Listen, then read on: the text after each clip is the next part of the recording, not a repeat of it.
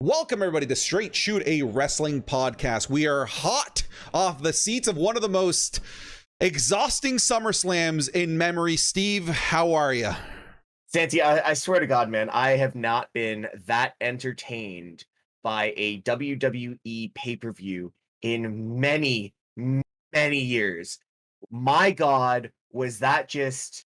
There's so much happened. This could be a good 1 hour podcast with us just talking about the results and all the shenanigans that happened. Sandy, what are you feeling after this?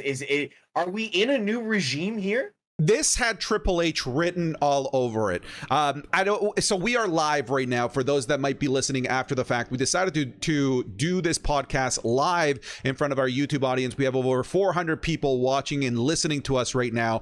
And I think that the general consensus is that there was not an ounce of Vince McMahon or Bruce Pritchard on this card at all. It was all Hunter, baby. That's what it felt like. Now we're going to talk about some of the surprise returns, some match results, and overall what we thought. Now that being said, typically we leave the title match towards the end, but I want to move this up to the very top of this podcast. Let's talk about what we just witnessed. One of the craziest pay-per-view main events that I've seen in recent memory. Brock Lesnar versus Roman Reigns for the undisputed Universal WWE Championship. Again, in one of the most wild matches of all time. We're going to go through this sequence by sequence, but Steve, initial first thoughts, what did you think?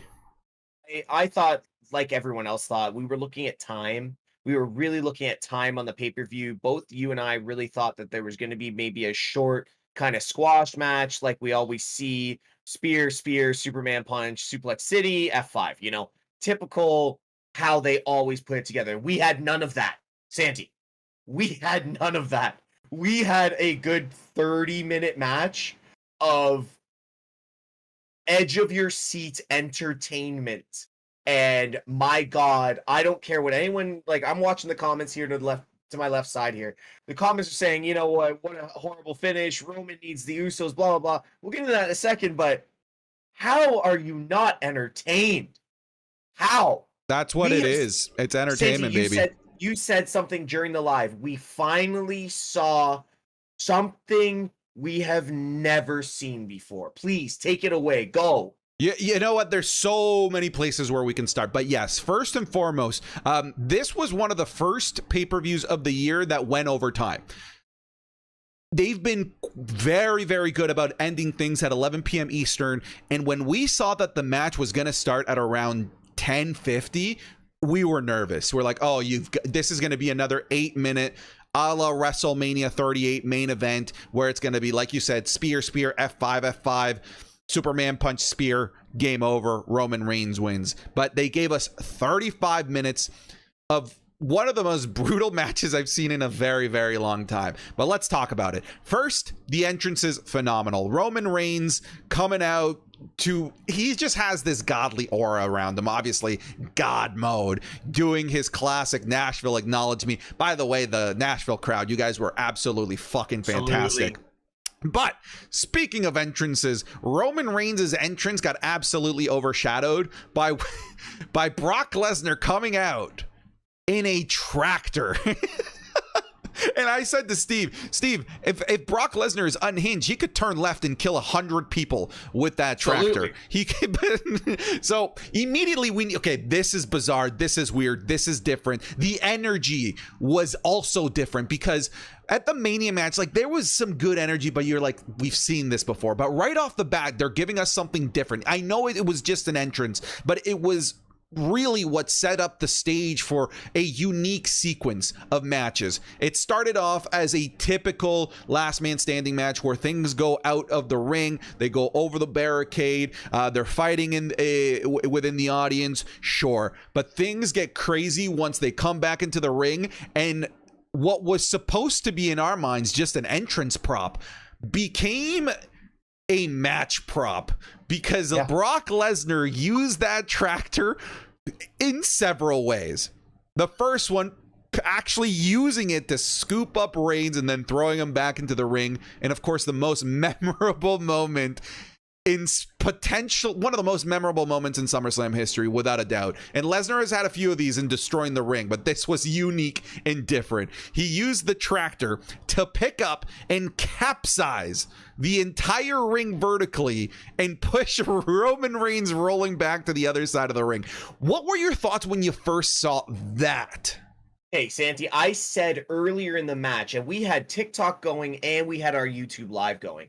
And our chat was like, Steve, why would he flip the ring? What's the point in flipping the ring? And he backed the tractor up for a different sequence to dump Roman in. And I'm like, he's going to flip the ring. Not 5-10 minutes later, Brock Lesnar drives a digger under the ring and lifts it easily a good 12 feet in the air. Okay, first off, I was right, everybody over on YouTube. But secondly, what the never seen it before. Never seen it before. Roman, hey, let's give a lot of people in here aren't Roman fans, and the people that are watching, I'm seeing a lot of non-Roman fans. Roman sold the shit out of that. And it was brilliant. I got like Shawn Michaels vibes of that sell. And it was so good. And then you're sitting there and you're like, is he actually going to flip the goddamn ring? Like, this was just mental, absolutely chaos, and I love every second of it, and I want more. I want more. If this is the way WWE is going to move forward in the future, I am so excited to go Clash at the Castle, because they're gonna like blow something up next. Like at this point, what else is there to do? Yeah. Like what? Okay. Credit to the Usos and even the Austin Theory part. We'll get to that in a second, but Roman and Brock have literally now just put on one of the best matches of their feud. And they've been feuding for years. Roman and Brock have just put together one of the matches that when they decide to put one of them or both of them in the Hall of Fame separately, obviously, this will be a significant part of that. I think this might be the go home match, or like the final sequence match of Brock and Roman. I don't think we're going to see that again anytime soon. So I really feel that this is going to be one of those vignettes that they could just make of this match, left, right, and center, and it will be a staple towards both of these performers for the future. What's crazy, Steve, is that the wild sequence of events doesn't end in this match. The second that the ring gets flipped over, Roman is getting his ass handed to him by Lesnar. They're both out for the count. Out you hear A-Town Downtown as Austin Theory makes his way to the ring, and honestly one of the funniest entrances I've seen, as he's holding the Money in the Bank briefcase above his head, running with it like a child, like a monkey who just stole a banana from a different monkey. It was hilarious, and I bought it. I'm like, holy shit, they're pulling the trigger on Theory, because these guys had battered each other so realistically bad that you find, and that was the thing, right? Like, no one bought Theory being in this and coming out with the titles, but the way these two had just mauled each other, had absolutely mauled each other, it made it believable. And you're like, that's it, holy shit, they're pulling the trigger on Theory, only for, it seems like you want to jump in here, only for the rug to be pulled in from under him, which was great. Here's the thing, I just want to get your opinion on this, because it's not going to cut you off from what your train of thought. Is this something we're going to see pay-per-view after pay-per-view after pay-per-view I would love that. And Theory fail and fail and fail and fail? That is brilliant if it does, but I want your thought on this, because when he did this, I'm like, they're gonna run with this. Yeah, I take my money. Like, if this is what Theory's character is going to be, that's hilarious, absolutely hilarious. Different like train of thought here. What's funny is that Daniel Bryan's original reign as Money in the Bank was supposed to be something similar, where it's just failed attempt, loses every match up until what was supposed to be a WrestleMania. They changed their mind. I think that would be great for Austin Theory. I think that would be hilarious. Anyways, after the Austin Theory sequence, then we have probably one of the most brutal beatdowns for a solid 5 minutes. in 5, 6 different 10 counts that should have ended the match, with Brock Lesnar standing up from all of them. And again, what's crazy is that because it's Brock Lesnar, it's believable. You genuinely believe that it takes a silver bullet to take out this werewolf. And they needed everything. They needed Paul Heyman coming out and pleading and getting F5'd, which was great. Which is crazy that that's an afterthought, because that was a great moment. The Usos. When was the last time you actually saw Heyman take a serious bump? Right. It was the first time in years. Yeah. So that's huge. You have the Usos coming out doing their thing. You have, I think it was chair shots, like 4 spears, 2 title shots, until they finally were able to put away Brock Lesnar with one. Was it the Money in the Bank? He also got beat with the Money in the Bank briefcase. He got beat like 8-10 times with the briefcase. Then he took the titles, yeah. Then he took the one title, the WWE title. Then he took the Blue Universal title, and then they decided to bury him under a mound of debris that had been utilized for the entire match. Yeah. Now, Steve, okay, so we have Reigns win. I know people are divided in the results. I feel like people would have been divided in the results if Lesnar won anyway. That being said, the debate that I'm seeing in the comments is whether or not this is a 5-star match. Look, when it comes to the Wrestling Observer or anything like that, this is never going to get a 5-star, because all they care about is technical wrestling and the work that happens in the ring. Sure. Dave Meltzer's a mark. I'm gonna say it right now. That's what New Japan is for. That's what some of those AEW matches are for. And that's what, the Gargano era of NXT was for. This is different. They weren't going for a technical masterpiece. They were going for chaos entertainment. When it comes to that, the entertainment factor, everything encapsulated into one neat little wrapped gift, this is a 5. This really genuinely is. It had everything. It had absolutely everything that you need as a wrestling fan. And again, I get people being divided on the result. I see you guys in the chat being divided on the results. You would have been divided had Lesnar won anyway. But you cannot sit here and tell me that everything that happened, the freaking tractor, the ring being lifted, Heyman taking a serious bump, a failed great Money in the Bank cash in, and of course the carnage and mayhem that came along with the match, pure entertainment. This is a 5. There was little segments in this match that were perfect too. Like, okay, the Brock using the broken table to break Roman even more. Roman focusing on beating the ever-living hell out of Brock Lesnar, but then, you know what? I'm just gonna give Theory an extra shot just because he's laying there and being stupid, and it's Theory. So good. The little parts of the storytelling in this were so good. And I don't think I don't want to shoot on the wrestling community right now, but all I want to say is I really hope they appreciated the story of this match, because god damn was it good. Yeah, let's move on here, Steve, because the night was just great all around, and we're going to talk about what I think is, before the Roman and Lesnar stuff, was the best sequence of the night. Came about after the match between Bianca Belair, who defeated Becky Lynch via pinfall for the Raw Women's Championship. It's a decent match, but it's not, people aren't talking about the match. No. There's a lot that happened after the match. You and I groaned at the Becky Lynch and Bianca Belair handshake, but then it led to something that will shake the women's division for a while. We have the return of Bayley, which on its own got me and you off of our seats, absolutely marking out, because I have goosebumps just thinking about it right now. Yeah, like, we're good. Keep going.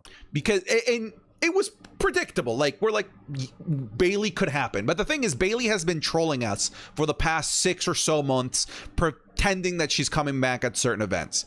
Yeah, and it finally happened, and you and I, we were satisfied with this. We were satisfied with this, and then Triple H happened. I believe Triple H happened.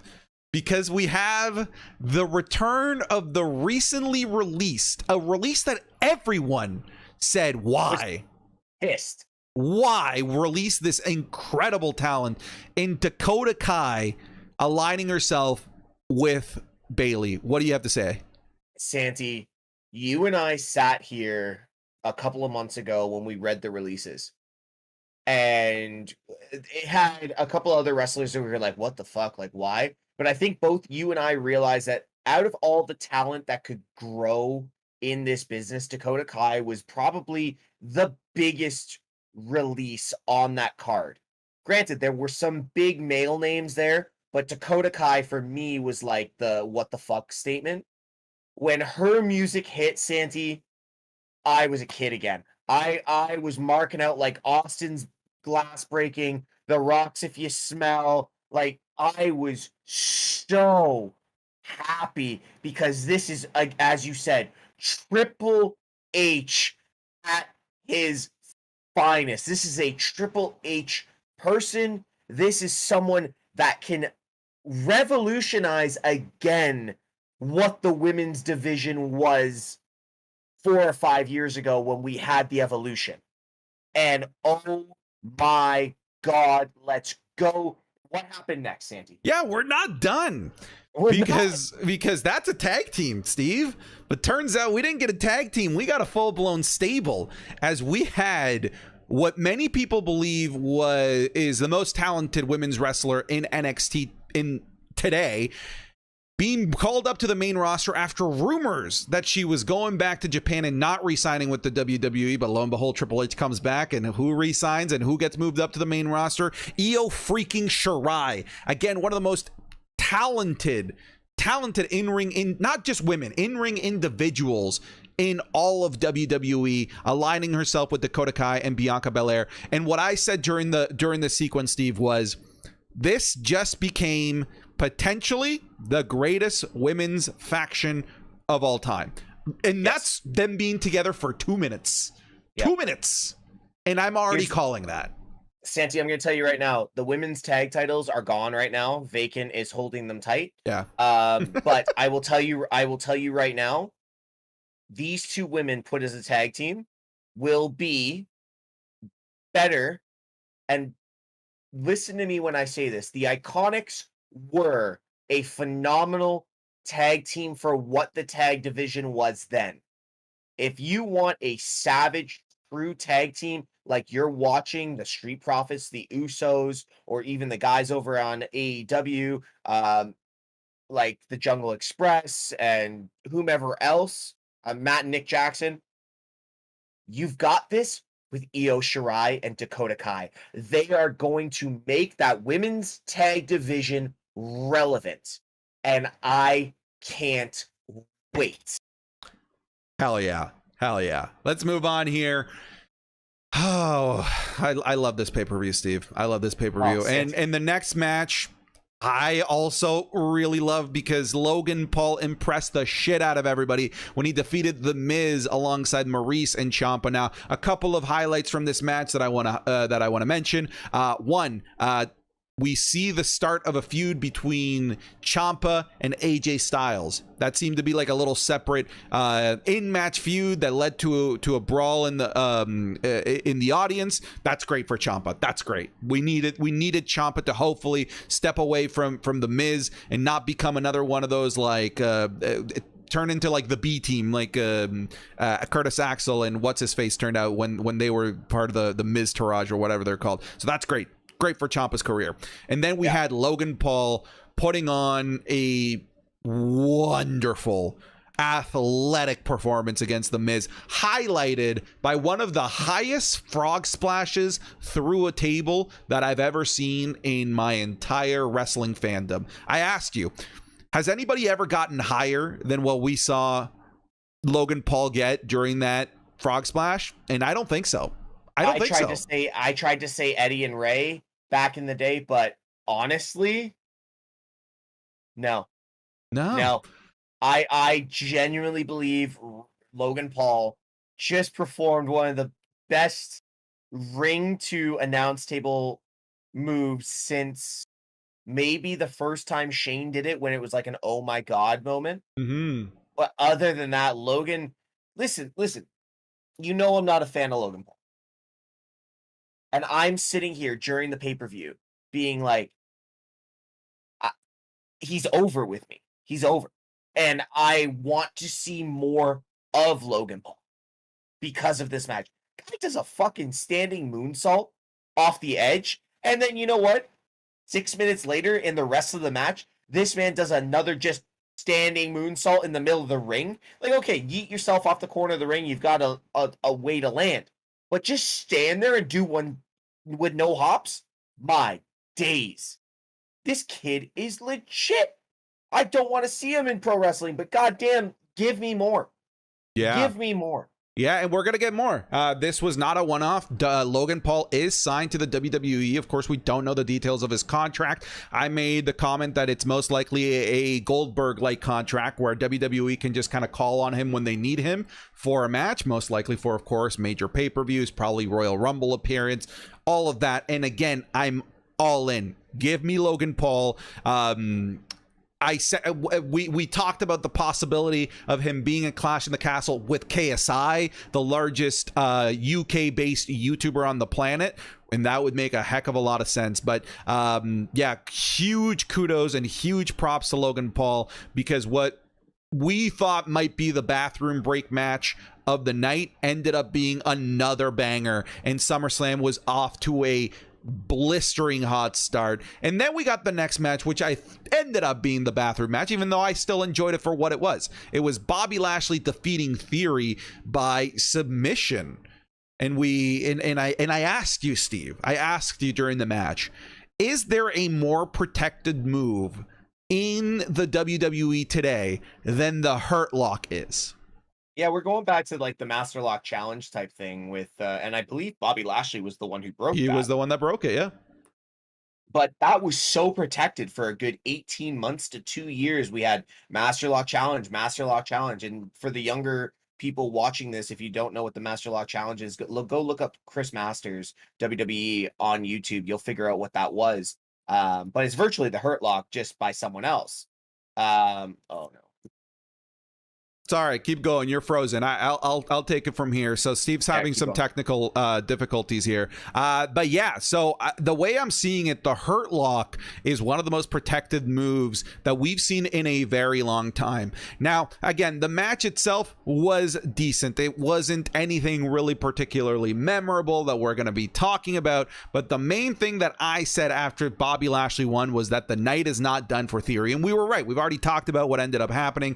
But Theory is going to be a cornerstone of WWE storytelling for a really, really, really long time. And again, this is the beauty of the Money in the Bank briefcase. You can have a guy who had, by all intents and purposes, a match where he got completely annihilated and buried by Bobby Lashley, and it doesn't matter because that's not what people are going to remember. People are going to remember his spot in the Lesnar versus Reigns feud, and again, that is the beauty of somebody like a Theory holding the Money in the Bank briefcase, because again, it's giving me vibes of Seth Rollins when he was with J&J Security holding the Money in the Bank briefcase. So I see a lot of bright moments for Theory over the next 6-7 months, all of them because of the type of character that he is and the way that he conducts himself with the briefcase. The kid's got a bright future, but Bobby Lashley absolutely ate his lunch money. Steve, can we move on, or do you have anything else to say about this match? No, absolutely. I apologize for the technical difficulties there.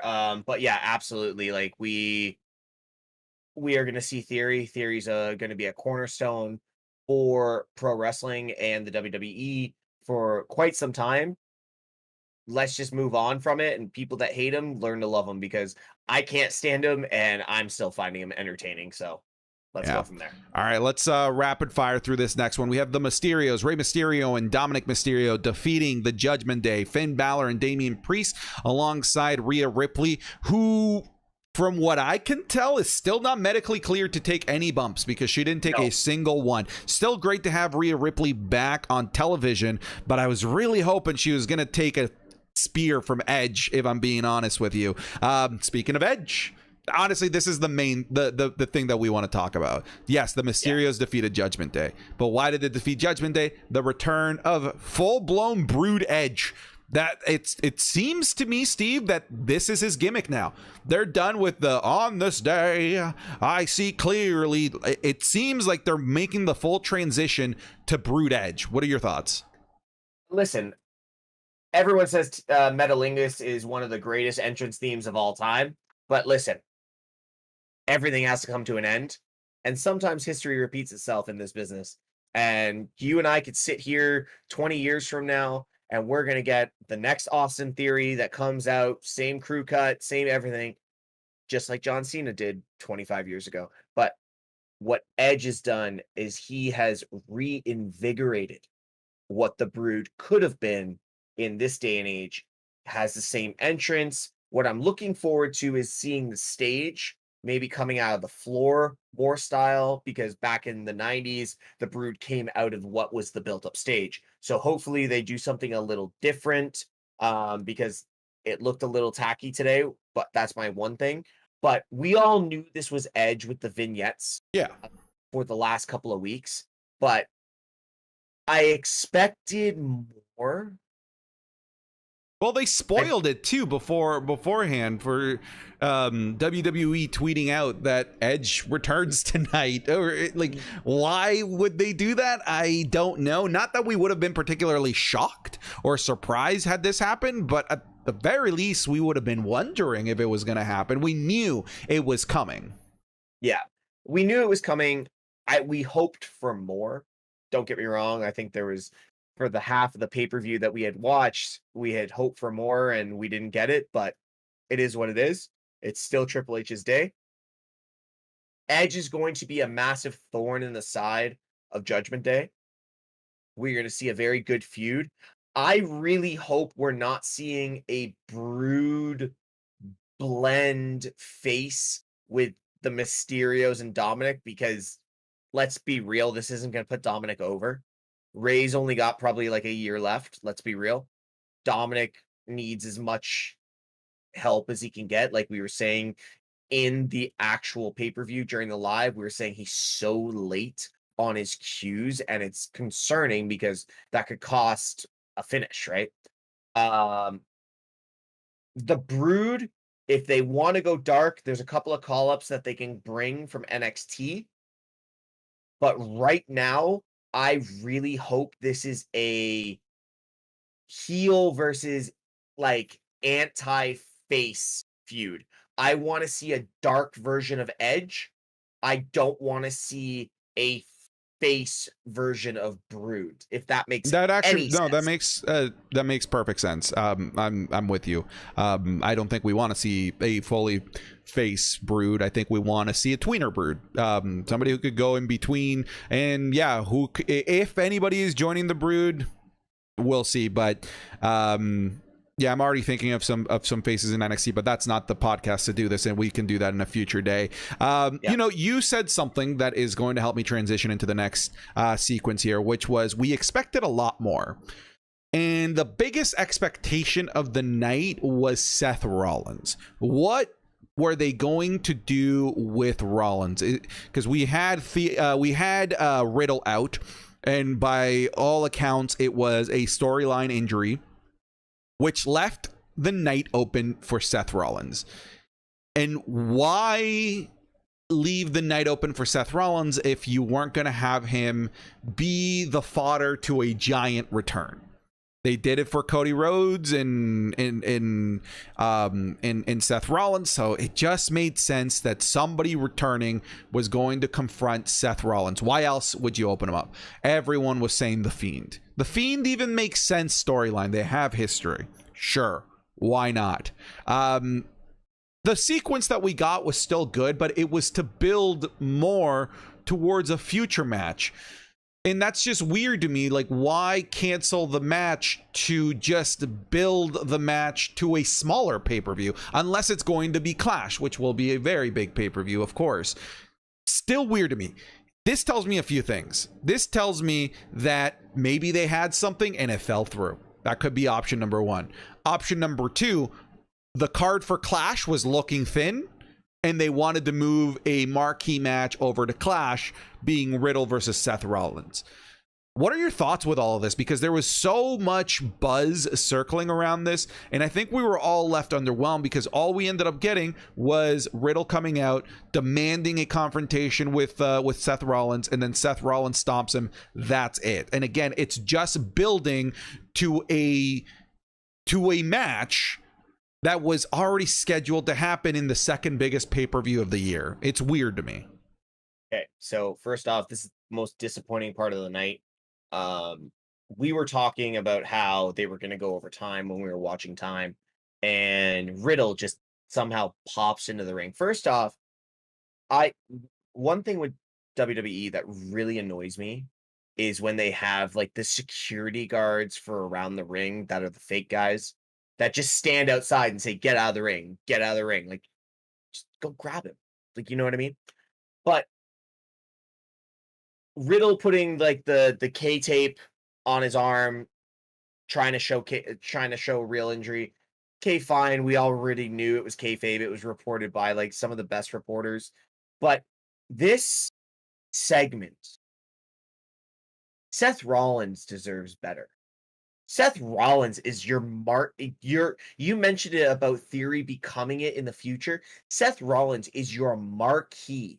If you want to do a Mount Rushmore of current WWE superstars, the first name you're putting there is Seth Rollins. He is your staple for what a sports entertainer and a pro wrestler needs to be. Okay? The fact that he got done so dirty by Triple H in this, and I'm going to say Triple H because he's creative right now. He's the one running it. The fact that Seth Rollins didn't have a match at one of the biggest pay-per-views of the year, and he got a 4-minute segment of complete bullshit is horrific. Simple as that. I hated this segment. I didn't want to go off in the live because I didn't want the chat to go a different direction. But this was the stupidest shit I have ever seen for a pay-per-view of this magnitude and the quality that they were producing during this pay-per-view. You've got two guys that are so hot and you couldn't figure out anything better. That's what I was saying. I was confused. It didn't make sense. That's why those were like the two options that were rattling around in my head. Did they have something and it fell through, so they needed to bring Riddle back in to fill in the void? Or again, maybe they really are just thin in terms of marquee matches for Clash that they needed to move this over there. It was a poor use of both of those guys' time, talent, and current popularity. So it is a shame.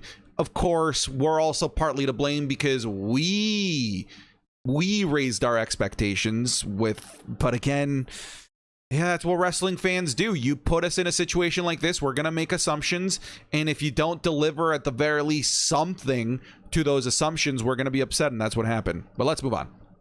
Next match.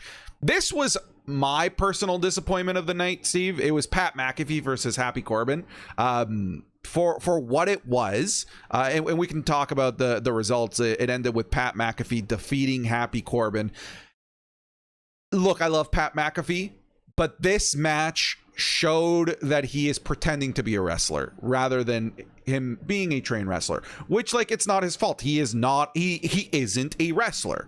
That being said, now it concerns me that, you know, his popularity and how over he is, that they're going to continue to put him in matches in the future that of this magnitude, because even though we might not love Happy Corbin gets put in very marquee spots in every event that he's a part of, and this was billed as a marquee match for SummerSlam. I love Pat McAfee, but his moveset is it showed it is highly limited. He's a one-trick pony, and we saw all of his tricks at WrestleMania. We saw all those tricks at WrestleMania, and all of those same tricks came out here in the match against Happy Corbin, and they weren't delivered as well. Why? Who knows? It might be on Pat McAfee. It might be because he's not working with as quality a talent as somebody like Theory, who's technically more talented in the ring than a Happy Corbin is. You know, you mentioned a late spot on Corbin not catching Pat McAfee. And in that same sequence, Pat McAfee almost completely fell and botched the Swanton Bomb. There was the ending of the match, a very weak Panama Sunset. These are all things that marks like you and I can be like talking about with a beer and Cheeto grain on our chest, being like, wow, Pat McAfee sucks.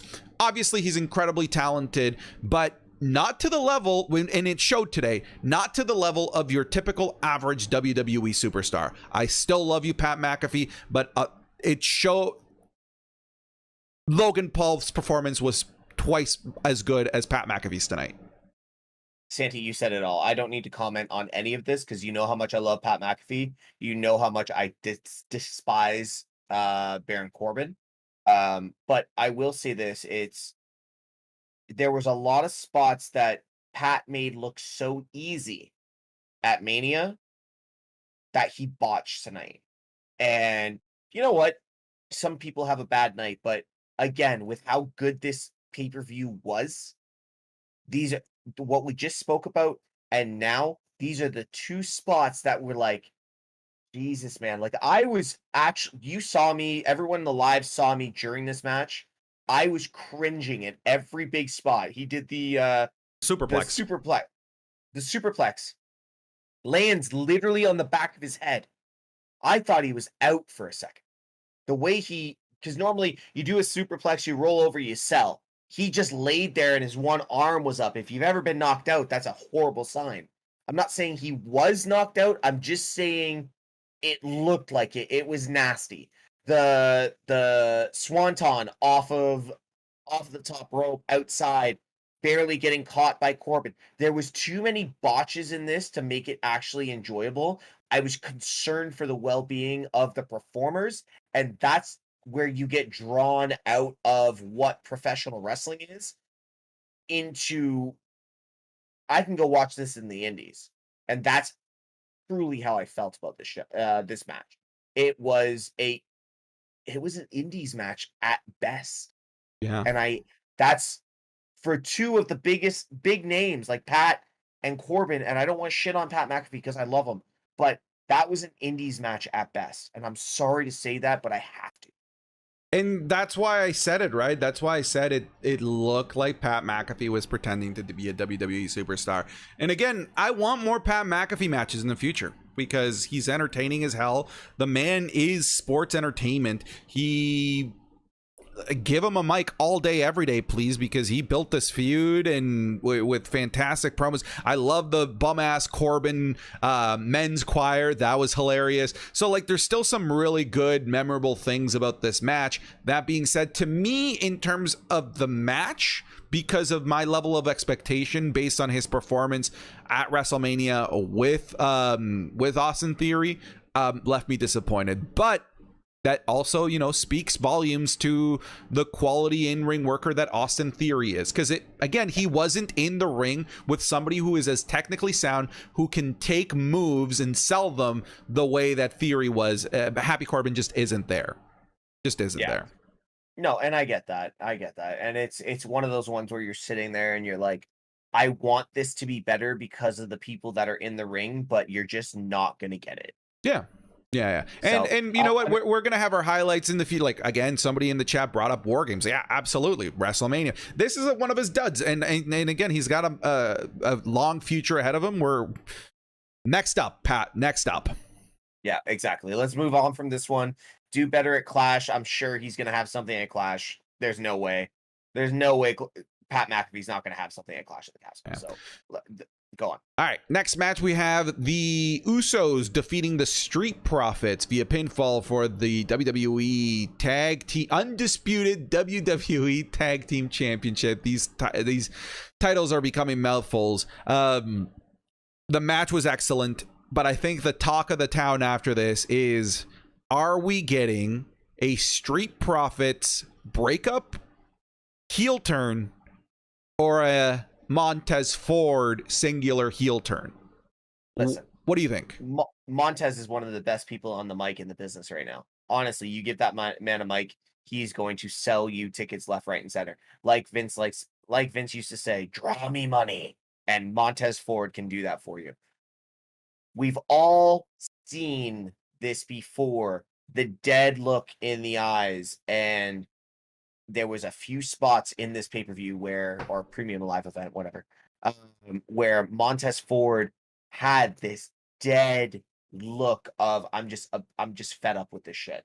And I truly think that we are going to see probably the next 4 to 6 months, maybe SmackDown's going to start it, where they're going to come out. There's going to be a little jawing back and forth. Where I bet you the end of August, we get the first punch from Montez to Dawkins. They're going to build it of just frustration and frustration and frustration. But at the end of the day, Montez is going to turn on Dawkins. The writing is in the stars. It is going to happen. This match, Santi, listen, you put the Street Profits and the Usos on any card, anywhere in the world, they're going to tear the fucking house down. Simple as that. This match was great. It was very good. Very good match.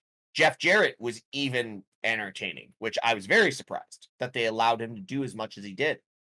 But right now, all my focus is on is where they go with Montez. Because Dawkins is good. He'll be good in the mid-card. But Montez... What was the question I asked you? Yeah, let's bring that up. I'm getting there. The question you asked me during the live was, in the next 10 years, is Montez Ford a world champion? I said no. I had to think about it a little while longer. I can see Montez as a champion if he builds himself up a little bigger. That is the only thing. Even with Triple H at the helm, I still think he's too small to be that particular WWE champion. Give him another 10, 15 pounds. That man is a champion in the next 5 years. All right, you called it here. And let's move on to the last match that we had not spoken about, which I will say, Steve, in terms of booking, this might have been the most brilliant booking of the night. We had Liv Morgan defeating, and I put air quotes on this one, defeating Ronda Rousey via pinfall for the WWE SmackDown Women's Championship. Now the match was honestly forgettable. It was what it was. It was a Ronda Rousey versus Liv Morgan match. They were not going to tear down the house. It was the finish. And I think that the finish was absolutely bloody brilliant. I was complaining before this match that WWE was doing a terrible job of making Liv Morgan look like a legitimate champion. And they did the same thing where they made her not look like a legitimate champion. But this time they interwove it really well into a awesome finish where we had Ronda Rousey locking in an armbar on Liv Morgan. Liv Morgan pinning Ronda Rousey at the same time. The ref counts 3. But after the replay, we see that at the 2 count, Liv Morgan tapped out. Ref didn't see it, gave Liv Morgan the win. So, Santi, you didn't actually see it live. I saw it. I saw the tap at 2. And then I was yelling at you. I'm like, she tapped. And we watched it over and over. And like Liv Morgan tapped at just after 1 and a bit. And she starts tapping at 2. And the referee's more focused on counting that 3 count, focused on the shoulders. Listen, everyone in the TikTok and the YouTube, the people, even right now, I'm watching it. There's people commenting how it was a screwy finish. It was a shit finish. This is such a good finish. It could lead to so much. Liv Morgan needs this. I don't like it for one reason, because it could make Liv Morgan look weak. But I think that's the story they're going with. Exactly. Yeah. I don't like that story, but if this keeps the title on Liv Morgan till Survivor Series, let's go. Because if you carry yourself between the 2 of the big 4, you've solidified yourself as a true champion. SummerSlam to Survivor Series for Liv Morgan would be incredible for her. We've been screaming for it. She's not really delivered yet, but this is a great way of writing for Liv Morgan. And if it's not Ronda, we know Charlotte's coming back. We saw it today. Charlotte's coming back. And if we get Charlotte versus Liv, Clash of the Castle, and then we get, what is it, TLC in October, and then Survivor Series, fuck, let's go. This is fuck all the marks in the chat. This is brilliant. It was booking. brilliant. I don't give a shit what anyone says. It was brilliant booking. Clearly, they're going with the story of making Liv Morgan not a legitimate champion, and this was a great way to solidify that story moving forward. And then, of course, they made Ronda Rousey look like the continued badass as she beat up even the referee after the match. It was awesome. It was great all around. It's probably going to lead to a Ronda Rousey suspension and a break from WWE, but that's great. This worked on every level. Continuing to build Ronda Rousey as this force of nature that can only be defeated under screwy circumstances, like cashing in a Money in the Bank or the referee not paying attention. And again, I know you're not a fan of it, but this is what they're going with. And if they're going with it, at the very least, they're doing it right. The story of Liv Morgan is not a legitimate, strong enough champion to win this without any sort of shenanigans. And this was a great way to continue to solidify that story. That's all our matches, Steve. You know, I'm putting you on the spot here, but if you had to, gun to your head, give SummerSlam a rating out of 10, what do you give this? 8.4. 8.4. I'm going Dave Portnoy. I'm going with the points. I'm going one bite. Everyone knows the rules. Dave, sponsor us. Sorry. No, 8.4. It's like, this was, you and I talked earlier this week, and we had no real ambitions or, you know, pride coming into this pay-per-view. We thought this was gonna be shit. We both didn't care. It was SummerSlam, it was gonna be shit, whatever. 8.4. This is one of the best, most memorable. When my daughter's old enough, I will have her watch this because it was that goddamn good. Hell yeah, Santi, come on, please tell me we're in the same park. You're not going to give it a 10, are you? No, I'm a 9. But I think this is the best SummerSlam I've seen in a really, really long time. There were SummerSlam matches that were better, sure, you know, like singular matches, but like the consistency of this card from beginning to end, like the fact that my complaints come from a Pat McAfee match, which was still entertaining for what it was. There was very little to complain about this pay-per-view. And like I said, there's been SummerSlam matches in the last 10-15 years that are better than what we've had here on a technical basis. But this is the best SummerSlam in the last 15 years. I think this is a 9. I think this is a solid night of wrestling, of sports entertainment. How about this? We've got a chat going in here, and we're going to have people watch this in the comments. What I want to hear from everyone is, should Santi and I start doing ratings of Raw, SmackDown, and pay-per-views? I'm going to throw that out there because I think that could be a thing. Santi, I didn't talk to you about this, but I think that could be a thing. A 9 is a very generous, because you're giving a 9 to SummerSlam, and we only just got started. Hey, I'm just comparing it to the other SummerSlams that I've watched. That's what I'm comparing it with. We can't, because somebody else was in charge. I don't care. It is what it is. Okay. WWE is the WWE as far as I'm concerned. And this is one of the best SummerSlams that I've seen in recent memory. Steve, that is our podcast for the night. Thank you very much, everybody on YouTube, for watching. This was our very first live podcast. If you want to see our podcast live, let us know in the comments of all of the video on YouTube here, as well as any of the podcast services that you might be listening on. Steve, where can people find you? Guys, you can find me at twitch.tv/Mr. Tesh. I am finally back. I am streaming 4 nights a week. Probably that's about it. I am not going to try and cross over with Santi, but it's very difficult since he takes over the entire week. But yeah, no, I'm on twitch.tv/Mr. Tesh, and you can also find me on TikTok at Mr. Tesh. But first off, more importantly, Straight Shoot, a wrestling podcast. I have taken over the editing. Santi is taking over the sports section of it. We're still working together like always. We're just divvying it all out now. So Separate but equal. Yeah, separate but equal. And guys, don't forget, go give Drew a shout out on Straight Shoot Sports. Go follow that man as well. He's doing some great work. He's got some common Drew L's in there as well. So make sure he's getting a little bit of flack than more than me. Santi, where can people find you?